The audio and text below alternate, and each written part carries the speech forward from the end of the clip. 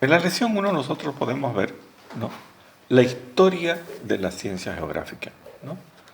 La historia de la ciencia geográfica, lógicamente, empieza, como hemos dicho, con los griegos, ¿no?, con los griegos, y gracias a ellos, lógicamente, ¿qué es lo que hicieron los griegos en realidad?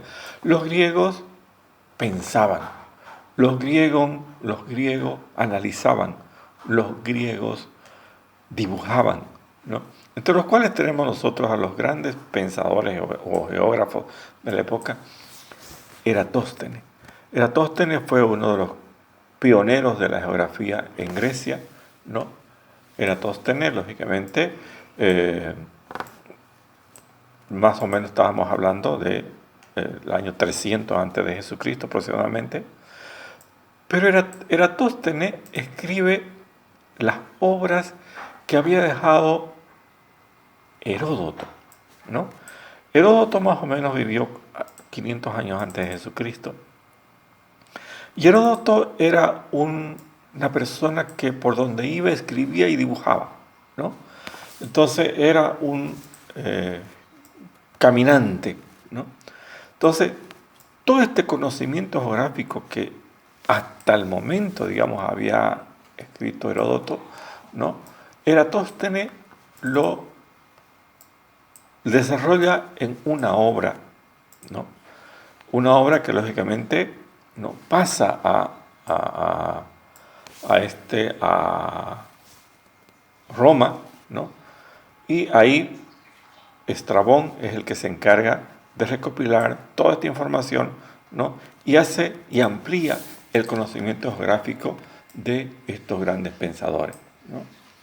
Entonces, como habíamos dicho que la geografía es una ciencia, una disciplina, una ciencia tan antigua, ¿no?, que ha acompañado al hombre, ¿no?, y lógicamente al mismo tiempo ha acompañado su desarrollo, ¿no? Y este conocimiento fue escrito en una gran obra que se llamó, digamos, Geografía, ¿no? O sea, justamente lo escribió Estrabón, ¿no? Pero tenemos nosotros, digamos que tenemos a Estrabón, a Eratóstenes y a Claudio Ptolomeo, que se encargaron de copilar, ¿no?, todo el conocimiento geográfico griego antiguo, ¿no? Entonces, las dos grandes escuelas de la antigüedad, ¿no?, se desarrollaron, ¿no?, uno en Grecia y el otro en Egipto, ¿no? En Grecia tenemos, por ejemplo, la escuela jónica de Mileto, ¿no?, que se desarrolla entre el siglo V y el siglo IV, ¿no?, antes de Cristo, y la escuela helenística de Alejandría, que se desarrolla entre el siglo II antes de Cristo y el siglo II después de Cristo. Los grandes representantes de la escuela jónica de Mileto tenemos a Anaximandro de Mileto, ¿no?, que intentó por primera vez representar la Tierra. Fue el primero, Anaximandro. Después tenemos a Hecateo. Hecateo escribe una obra que la llamó Un viaje alrededor del mundo. Evidentemente era, digamos, un trabajo hecho sobre el trabajo de Anaximandro, ¿no? Hecateo le escribe la obra sobre los territorios que había caminado Anaximandro. O sea, es interesante porque en aquella época, digamos, Grecia Mileto era un gran puerto, ¿no?, donde llegaban mucha gente y era necesario, digamos, que ahí se desarrolle la geografía, ¿no?, y era necesario que, lógicamente, alguien escriba, alguien dibuje, porque en aquella época los recursos, especialmente el agua, era escasa, los barcos tenían que llegar hasta cierto punto y tenían que haber mediciones. Por cierto que existen, digamos, inclusive hay unas tablas, ¿no?, mucho más antiguas en Babilonia, donde estaban ya más o menos, el mapa más antiguo dibujado en una tablilla de barro, ¿no?, sobre los puntos de referencia de el primer mapa más antiguo del mundo. Entonces, Hecateo escribe lo que Anaximandro había caminado, ¿no? Tenemos a Heródoto. Heródoto Halicarnaso. Este fue un gran geógrafo e historiador, ¿no? O sea, que incluyó mapas. Ya Heródoto escribe dibuja mapas, ¿no? Del mundo conocido de entonces. Evidentemente el mundo conocido de aquel entonces era un mundo muy pequeño, ¿no? Pero para ellos, lógicamente, era todo el mundo que se conocía. Tenemos a Aristóteles. Hemos dicho que Aristóteles fue el compañero, era el profesor de Alejandro Magno, ¿no? Acompañó a Alejandro, digamos, en sus viajes. Fue el que uno de los fundadores de la Biblioteca de Alejandría. Aristóteles fue el que difundió las doctrinas pitagóricas de la esfericidad de la Tierra. Pitágoras decía que la Tierra ya era redonda. Eso era muy avanzado para su época. Inclusive Aristóteles había definido que la Tierra tenía 3 zonas climáticas. La zona de los trópicos, una zona ecuatorial y una zona de los polos. O sea, estamos hablando 300 años antes de Jesucristo y evidentemente ellos no habían podido llegar nunca al polo, pero eran científicos. ¿Cómo conocían eso? Me imagino que en base, digamos, a la observación. O sea que Aristóteles ya definió los conceptos de trópico, ¿no? De ecuador y de polo, de clima frío, clima templado y clima cálido. Después viene Teofastro y Dicearco. O sea, Teofastro y Dicearco prácticamente son los que empiezan a dar los rasgos modernos de la geografía. Estamos hablando de Teofastro 300 años antes de Cristo y Dicearco igual. Eran prácticamente casi contemporáneos. Ellos siguen los conocimientos de Aristóteles y lógicamente empiezan a manejar otros conceptos, como por ejemplo los conceptos ya de localización. Y Dicearco prácticamente es el que dibuja los paralelos, que los llamó diafragma, ¿no es verdad? Los paralelos, no, que hasta hoy día se utilizan. Después de ellos viene Marino de Tiro. Marino de Tiro, más o menos, son unos 100 años antes de Jesucristo, desarrolló la teoría de Dicearco. Fíjense cómo una cosa va encadenada hacia la otra, pero él introdujo las líneas de longitud y latitud. Fíjense, las líneas de longitud y latitud que utilizamos hoy día ya se habían desarrollado, la desarrollaron 100 años antes de Jesucristo. Esto pasó en la escuela de Mileto. En la escuela de Alejandría, ustedes saben que Alejandría fue la ciudad más moderna del mundo conocido de aquel entonces, fundada y construida por Alejandro Magno en el año 332, ¿no? Antes de Cristo, ¿no? Y ahí se desarrolló la biblioteca más grande del conocimiento científico de la época, y además de geografía, evidentemente, estaba en la Biblioteca de Alejandría. En la Biblioteca de Alejandría, ahí podemos ver nosotros a el director de la Biblioteca de Alejandría, que era Eratóstenes.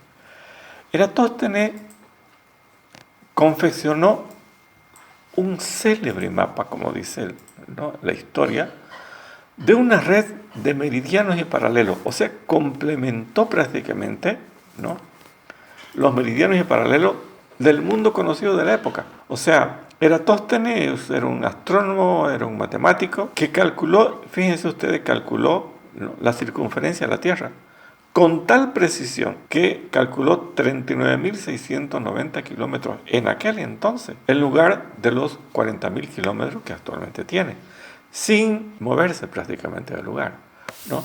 Entonces, pero ya tenemos nosotros el conocimiento de esto. Después tenemos Hiparco de Nicea, que pertenece a la misma escuela. Hiparco de Nicea va mucho más allá. También fue un sucesor en la conducción de la Biblioteca de Alejandría, pero Hiparco va más allá y divide el mundo en 360 grados. Los 360 grados que nosotros conocemos hoy día ya lo había hecho Hiparco casi 200 años antes de Cristo. Y uno de los más grandes, digamos, que prácticamente al que se le debe todo el conocimiento geográfico de la antigüedad, es a Claudio Ptolomeo.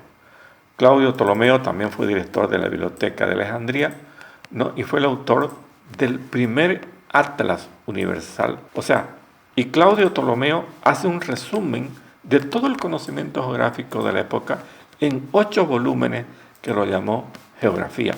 O sea, todo este conocimiento geográfico pasa, ¿no?, al Imperio Romano. El Imperio Romano lo prácticamente lo usa para su fin, pero ahí, digamos, aparece un gran científico, un gran geógrafo que fue Estrabón. Estrabón escribe otra obra también de 10 volúmenes que lo llamó Geografía, que era una compilación también de todo el conocimiento geográfico hasta esa época. Esta obra de Estrabón es la que se mantiene, y cuando se destruye el Imperio Romano pasa y se va, digamos, a ser guardada en los monasterios mientras pasó toda la Edad Media prácticamente. Por tal razón se pudo conservar el conocimiento geográfico de la antigüedad, ¿no?, hasta nuestros días. ¿Qué pasó durante la Edad Media? La geografía durante la Edad Media, como habíamos visto, digamos, tiene una deformación.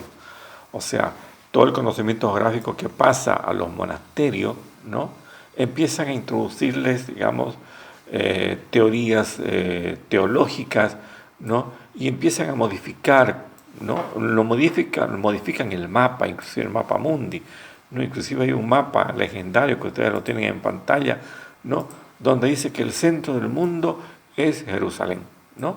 Entonces, todo gira en base, digamos, a Jerusalén, ¿no?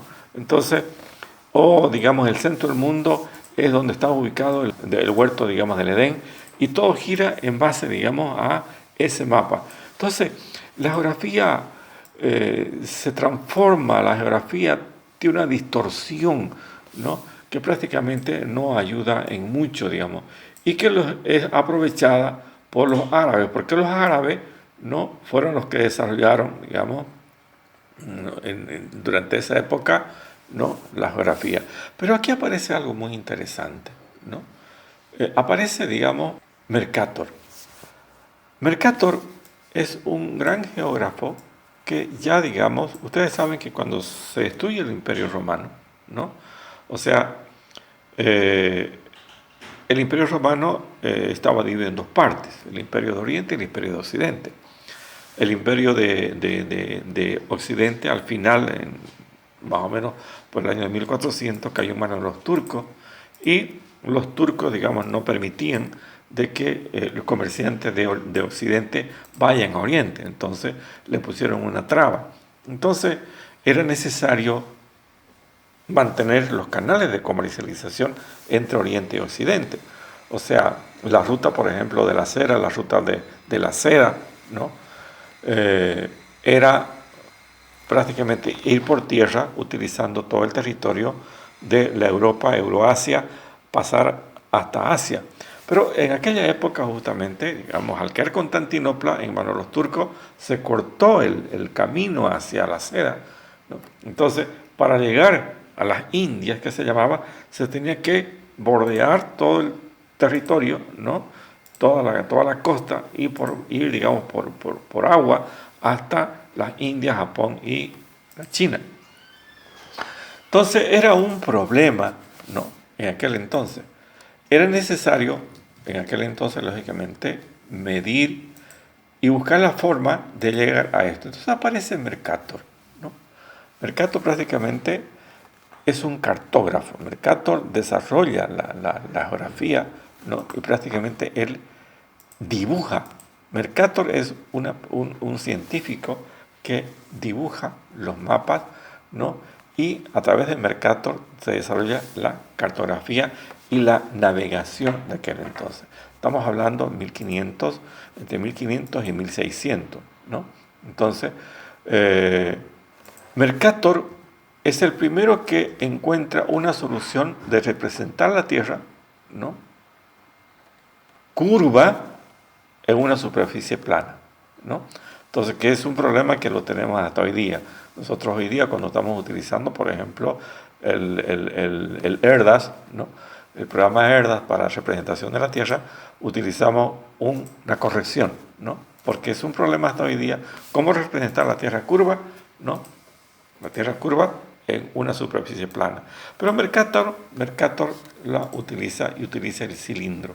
Evidentemente el cilindro, donde se usa la latitud y la longitud, ¿no?, entonces tiene una cierta deformación que con el invento de la brújula se pudo ir desarrollando mejor, se pudo ir utilizando y al final, digamos, los viajeros, los mercaderes utilizaron mucho, digamos, esta representación de Mercator para poder llegar a su destino, especialmente buscando, digamos, la vía más rápida para llegar a las Indias, ¿no? Entonces, en esta época lo que nosotros debemos rescatar justamente es el invento de Mercator, ¿no? Y el invento de ciertos instrumentos de medición, ¿no? Como el astrolabio. Es un instrumento muy interesante, ¿no? Que fue utilizado por los viajeros para poder desarrollar, digamos, ¿no? Y llegar a descubrir los nuevos territorios. La lección 4 es la geografía en el Islam. El Islam, aprovechando de que prácticamente había quedado dueño de los territorios de Oriente, empieza a desarrollar su propia geografía. O sea, la geografía desarrollada por los árabes es de gran valía, digamos, y lógicamente no ha podido ser utilizada por Occidente hasta el día de hoy porque en aquella época no se hizo la transcripción del árabe a los idiomas latinos. Entonces, pero es un gran aporte que ha hecho, digamos, el Islam al conocimiento geográfico. Después viene la época que habíamos hablado, la época de la revolución científica. Después que pasa la época del oscurantismo, ¿no? Donde la iglesia dominaba el pensamiento social, ¿no? Y nadie podía ir en contra de la iglesia, empiezan a aparecer inventos, ¿no? Entre los cuales tenemos, ya habíamos hablado, la brújula y tenemos el telescopio. Aparte, lógicamente, viene el invento de la imprenta. Entonces, estos tres inventos son los que dan el inicio a lo que se llama la revolución científica. La gente empieza a pensar, ¿no? Ya por su propia cuenta, ya no se deja influenciar por la iglesia, ¿no? O sea, el conocimiento geográfico fue distorsionado por el pensamiento religioso de la Edad Media, ¿no?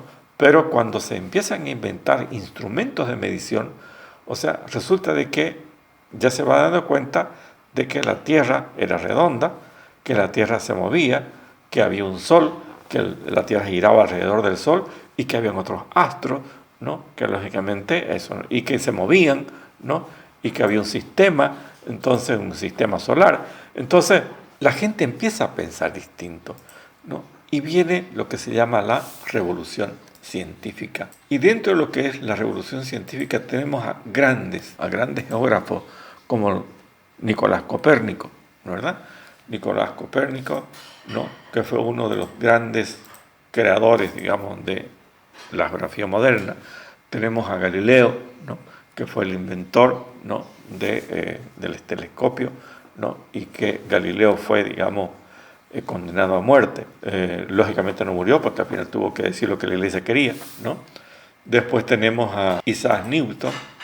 Isaac Newton fue, digamos, uno de los grandes científicos de la época que influenció mucho en el conocimiento geográfico, ¿no? Y todo esto pasa prácticamente a el desarrollo, ¿no? de la época dorada de la geografía, que es a través de Alexander von Humboldt, ¿no? Los dos grandes, y Carl Richter, ¿no? Carl Richter y Russell, ¿no? Son los tres representantes de lo que va a ser, lógicamente, la geografía moderna, ¿no? Gracias a ellos es que se termina prácticamente a medir la Tierra, ¿no? Y la geografía tiene un contenido, podríamos decir, sociológico, regional, ¿no? Y ahí es donde aparece Darwin, ¿no? Que Darwin era un geógrafo científico que iba, digamos, por todo el mundo dibujando y midiendo lo que encontraba, ¿no? Entonces, todo este conocimiento geográfico desde la antigüedad, realmente, hoy en día, ¿no? Podemos decir, ¿no? que está resumido en lo que es la geografía de la actualidad, ¿no? Todo el conocimiento antiguo hoy día lo podemos tener al alcance de nuestra mano en un teléfono celular. Entonces, la geografía ha evolucionado de tal forma que hoy está, digamos, al servicio de la sociedad para ser utilizada y desarrollada, ¿no? Entonces, la geografía podemos decir nosotros, como ya habíamos visto al principio, que tiene, en la época moderna tiene sus etapas, ¿no? Ya lo expliqué al principio, la etapa, digamos, de cuando se crea el sistema de información geográfica. O sea, hasta aquel entonces lo que más se utilizaba hasta antes de los sistemas de información geográfica eran las imágenes, las fotografías aéreas, ¿verdad? Las fotografías aéreas se utilizaba si uno quería estudiar un territorio, tenía que saber lecturar una fotografía aérea. Las fotografías aéreas se las podía interpretar a través, digamos, de un fotómetro que se llamaba. Era un aparatito con dos lentes que uno lo iba manejando, ¿no? Y iba más o menos adivinando, ¿no?, qué es lo que había en el territorio en base, digamos, a ciertos elementos que iban relacionados unos con otros. Por ejemplo, si aparecía una mancha negra, ¿no?, se suponía que era un lago, una laguna, una vertiente, ¿no? Y si se había agua, se suponía que había vegetación, y si había vegetación, se suponía que había, digamos, fauna. Entonces, más o menos esa era la forma en que se trabajaba en la geografía, ¿no? Entonces se podía más o menos ver la mancha oscura, ¿no? Mientras más oscura, más vegetación, mientras, qué sé yo, ¿no? Pues, bueno, era prácticamente, era un elemento, era una fotointerpretación en realidad. Inclusive las universidades tenían materias que se llaman la fotointerpretación. Hasta hace no mucho tiempo en la Gabriel, en la Facultad de Ingeniería, existía, digamos, la fotointerpretación. Inclusive en nuestra facultad, yo me acuerdo haber visto algún profesor que todavía llevaba fotointerpretación, no sé, creo que llevan hasta ahora, no sé, ¿no? Pero estamos hablando de antes de los satélites Landsat, ¿no? O sea, antes de 1964, antes que se creara, ¿no?, el sistema de información geográfico, ¿no?, que está en base, digamos, a todo el sistema satelital que se mueve alrededor del mundo y que lógicamente lo hace en tiempo real, ¿no? Entonces, es el primer periodo, como ya lo habíamos analizado anteriormente, ¿no? ¿Qué es lo interesante del sistema de información geográfico? Que ya empezamos nosotros a ver, digamos, ya no estamos viendo, no estamos adivinando lo que tienen las imágenes satelitales, o sea, las fotografías aéreas. Ya estamos viendo que la imagen satelital nos puede dar ciertos niveles, ¿no?, de conocimiento geográfico, por ejemplo, que se lo hemos llamado los layers, ¿no?, donde nosotros empezamos a distinguir, a colocar los layers o las capas de la Tierra en función a el estudio que nosotros queremos, ¿no es verdad? Queremos saber de hidrografía, tenemos un layer de hidrografía. Queremos saber vegetación, tenemos un layer de vegetación. Queremos saber de ciudades, tenemos un layer de ciudades. De infraestructura, tenemos un layer de infraestructura. De agricultura, tenemos un layer de agricultura. Entonces, empezamos a manejar, ¿no?, a partir de las imágenes Landsat, ya distintas etapas, digamos, de lo que es el conocimiento de las imágenes. No digo rudimentaria, pero eran las primeras imágenes que nos daban los satélites Landsat, ¿no? La tercera etapa, lógicamente, se desarrolla mucho más el Internet, ¿no? El Internet ya nos trae unas preciosas imágenes, ¿no?, que están elaboradas en mapas, ¿no?, que lo maneja Google, ¿no? Google maneja Google Maps y maneja Google Earth, ¿no? Entonces nosotros ya podemos ver prácticamente en tiempo real, en color real, ¿no?, lo que es el territorio, ¿no? Igual nosotros lo podemos dividir en capas, en layers, y lo podemos inclusive ahora georreferenciar, ¿no? Queremos conocer, por ejemplo, dónde se encuentra, ¿no?, una vivienda, y podemos georreferenciar, ¿no es verdad? Longitud, latitud y altitud, X, Y y Z, ¿no? Entonces, que son los conceptos que vinieron hace 300 años, de 300 años antes de Jesucristo. Pero ahora ya lo podemos manejar en una red digital, ¿no? O sea, y lógicamente viene la tercera etapa con el desarrollo, como habíamos dicho, de Google Earth. Viene la cuarta etapa, ¿no? Donde el Internet tiene mucho mayor capacidad y ya viene, digamos, prácticamente la democratización, podríamos decir, del conocimiento geográfico, y ahora todo el mundo tiene al alcance de su mano el manejo del conocimiento geográfico. Ustedes ya lo pueden tener en su teléfono, ¿no? Y lógicamente, en la actualidad, ya lo que tenemos que hacer es darle el uso. ¿Qué uso le damos a todo esto, ¿no? Entonces, ustedes pueden darle un uso, ¿no?, que puede servir para desarrollarse ustedes como profesional, ¿no?, a través de los sistemas del geomarketing, ¿no? Entonces, el geomarketing es una tecnología que ustedes pueden utilizar hoy en día. Todo el conocimiento geográfico, prácticamente resumido, en un teléfono celular y puesto al servicio de ustedes y de la sociedad.